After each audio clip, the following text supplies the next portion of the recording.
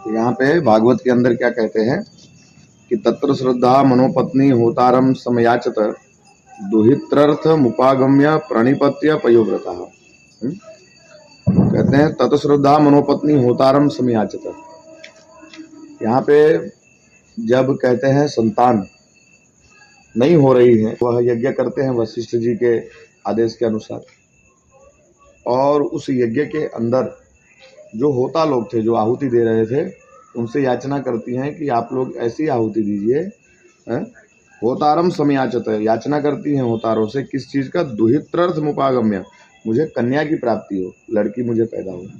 तो यहाँ सामान्य सी बात यह है कि जब कोई भी ब्राह्मण किसी भी प्रकार का यज्ञ करा रहा हो तो या आहुति दे रहा हो, तो इन परिस्थितियों में ब्राह्मण का मन विचलित होना चाहिए नहीं। क्यों नहीं होना चाहिए? क्योंकि यदि उसकी एकाग्रता नष्ट हो गई, उसका स्मरण कहते हैं दूसरे किन्हीं बातों में चला गया, तो आपके किए हुए संकल्प का फल बदल जाएगा। जैसे कहते हैं महाराज कि प्रेषितोध्वर्युणाम होताम ध्यायस्तत्तत् सुसमाहितः हविषि व्यचरत तेना वखटकारम गृणन द्विजः। यहाँ पे क्या किया? प्रेषितोध्वर्युणाम होता ध्यायस्तत् सुसमाहित। कहते हैं यहाँ पे चिंतन किस चीज का वो लोग करने लगे? बात डाल दिया उनकी पत्नी ने। कहते हैं वैवस्वत मनु की जो पत्नी श्रद्धा थी, वह वैवस्वत मनु की पत्नी श्रद्धा ने एक विचार डाल दिया कि मुझको क्या हो? कन्या हो। अब चाह करके भी, कहते हैं महाराज, जब जल्दी से कोई बीच में बात आ जाए, पॉइंट आ जाए, तो चाह करके भी कोई भूलता नहीं है। तो यहाँ पे क्या हो रहा है? कहते हैं जो अधूर्य की प्रेरणा से होता जो बने हुए थे, जो आहुति देने वाले ब्राह्मण थे, वो श्रद्धा के कथन का स्मरण करके एकाग्र चित्त से वखटकार का उच्चारण करते हुए यज्ञ में आहुति देने लगे। वो जब जब आहुति देते तो उनको वही बात याद आती थी कि रानी ने क्या कहा है, मुझे पुत्री मिले, मुझे पुत्री मिले। ऐसे ही कहते महाराज हमारे यहाँ पे जब कभी ब्राह्मण पूजा पाठ कराने आते हैं, बार बार कहा जाता है यज्ञ कृपण का कार्य नहीं है, यज्ञ में कृपणता नहीं करनी चाहिए। ब्राह्मणों का मन जब कहते हैं यजमान को देखते हैं तो यजमान के ऊपर उनका विचार ये चलने लगता है कि ये कितनी दक्षिणा मुझे देगा। फिर वो पूरी पूजा करवाने के समय शुरू से के लास्ट तक उनके दिमाग में यही चलता रहता है, ये मुझे कितनी दक्षिणा देगा। इतना देगा, कम तो नहीं देगा, ज़्यादा तो नहीं देगा, ज़्यादा दिया तो अच्छा है, कम दिया तो क्या करेंगे, कम करेंगे, कम देगा तो विष्क्या पूजा नहीं कराऊंगा।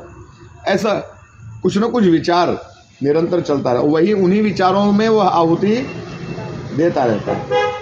ठीक है, पर यदि कहते हैं दक्षिणा निश्चित हो जाए, या जो कुछ भी पूजा इत्यादि का विधान है वह निश्चित हो जाए, या उदार मन से एक बार बोल दे यजमान कि महाराज जो कुछ भी खर्चा होगा आप चिंता मत करना, मैं वह सब करूंगा, तो निश्चिंत होकर के होता जब आहुति देता है तो संकल्प की पूर्ति होती है। नहीं तो उसके विचारों में जो चलता रहेगा वही कहते हैं सिद्ध होगा।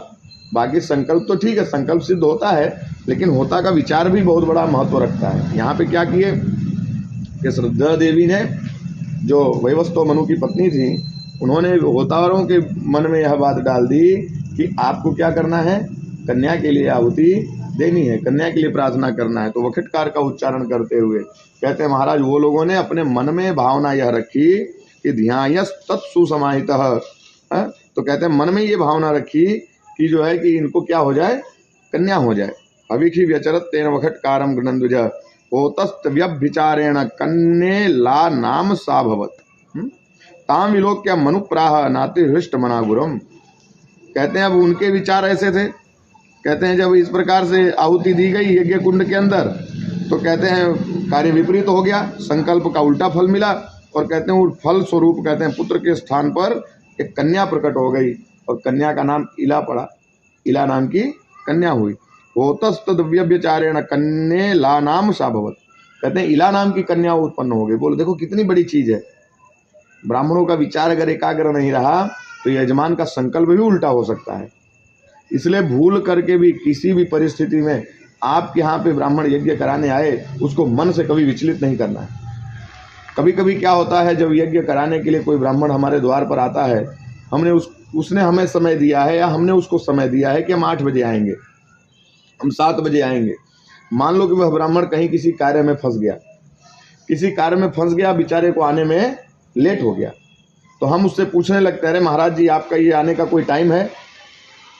अपमानित करने लगते हैं, अपने शब्दों से उसको क्या करते हैं, अपमानित करते हैं कि आपका ये आने का कोई टाइम है, मुझे भी ड्यूटी जाना है, मुझे भी 10 काम है, मैंने तो ये अपना आयोजन करके रखा हुआ था और आपके लेट आने से वो आयोजन मेरा डिस्टर्ब हो जाएगा।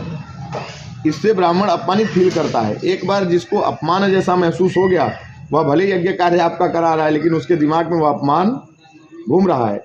उसके मन में बहुत से ब्राह्मण ऐसे हैं कि स्वयं की गलती का अनुभव करके उनके मन में हीन विचार आते हैं। बहुत से ब्राह्मण ऐसे भी हैं भाई, जो ब्राह्मण क्या है, साक्षात अग्नि स्वरूप है, उसका भी आवेश अंदर अंदर अगर चल रहा है तो अभी यही बोलेगा कि जाओ, जितनी तुम्हारी दादागिरी है, तुम्हारी एक दिन ये दादागिरी खत्म हो जाएगी, तुम्हारी ऐसी परिस्थिति आएगी कि ब्राह्मणों के सामने हाथ जोड़ करके खड़े रहोगे। ठीक है, अब ऐसा ही सोचते सोचते वो आहुति दे रहा है, तो वो जो संकल्प है, कहते हैं महाराज तुमको बड़ा बनाने वाला संकल्प में तुमने बोल दिया कि भाई गोत्र उच्चार यजमानो हम श्रुति स्मृति पुराणोक्त फल प्राप्ति काम शुभ लक्ष्मी प्राप्ति अर्थे या शुभ लक्ष्मी विसर्जनार्थे, आयु आरोग्य ऐश्वर्य पुत्र पौत्र आदि लाभान प्राप्ति अर्थे, ये सब संकल्प में तुमने बोल रखा है। लेकिन यहाँ ब्राह्मण के मन में क्या चल रहा है, एक दिन तुम्हारा ऐसा आएगा कि हम लोग के सामने नाक रगड़ोगे, एक दिन तुम्हारा ऐसा आएगा कि तुम हमारे सामने हाथ जोड़ के खड़े रहोगे। अब ऐसे विचार से वो आहुति डाल रहा है, अपमानित हुआ ना, तुमने तो उससे सवाल जवाब बहुत सारा कर लिया, बहुत अपमानित कर दिया उसको। अब वो आहुति का ऐसा प्रभाव कि आपके रखा हुआ संकल्प भी कहते हैं नष्ट हो गया, और जो आहुति देते समय ब्राह्मण के मन में विचार चल रहा था वो संकल्प पूर्ण हो गया। क्यों? क्योंकि ब्रह्मवाक्य जनार्दन, ब्राह्मण कोई सामान्य नहीं है। ब्राह्मण्योश मुखमाशीद बाहु राजन्य कृत उरु तदस्य जदवेश्य पदव्यागु शूद्रो जायत। शास्त्र कहते हैं ब्राह्मण भगवान का मुख है, ब्राह्मण साक्षात विष्णु स्वरूप है, और उसके मन के विचार कहते हैं वही आहुति का स्वरूप धारण करके और आपकी कामना बन जाते हैं। तो ब्राह्मण कभी भी आए कभी भी जाए, वो कोई ऐसा तत्व नहीं है कि जो आपका नौकर है ना, कि आपने उसको नौकरी पर रखा है, मजदूर है और वो मजदूरी करने आता है बेचारा, और मजदूरी का समय पे नहीं आया तो उसकी मजदूरी कट जाएगी या कैसे। वो तो देव है, वो तो क्या है, ब्राह्मण क्या है, देव है। तो देवता का कोई टाइम थोड़ी है, वो अपनी मर्जी से आएंगे और अपनी मर्जी से जाएंगे। आपके यहाँ आ गए, वही आप भगवान से अहोभाव व्यक्त करोगे, भले लेट आए लेकिन यह देव हमारे घर में आ गए। अब वो 1 घंटे में पूजा निपटा दें, आधे घंटे में पूजा निपटा दें, वो क्या करते हैं क्या नहीं करते वो उनका विषय है, लेकिन आपको उनके प्रति श्रद्धा देवतुल्य ही रखनी है, और उनको कभी भी अपने पूजा कार्य में अस्वस्थ करना नहीं है। देखो, ब्राह्मण, वकील और डॉक्टर, ये 3 ऐसे हैं कि जिनको कभी भी अस्वस्थ नहीं करना है। टेंशन दे दिए डॉक्टर को, 50 इंजेक्शन रखे हुए हैं, आपको लगाना है किसी दूसरे का, लगा दिया कोई दूसरा। ऑपरेशन थिएटर में गया है, आपसे डिस्टर्ब हो के आपने झगड़ा पगड़ा किया है, चीरा मारने का यहाँ चीरा मार दिया वहाँ। वकील है, कोई दस्तावेज बना रहा है, किसी कुछ गलती हो गई, उसको आपने प्रताड़ित कर दिया। अब कहे कि महाराज उसको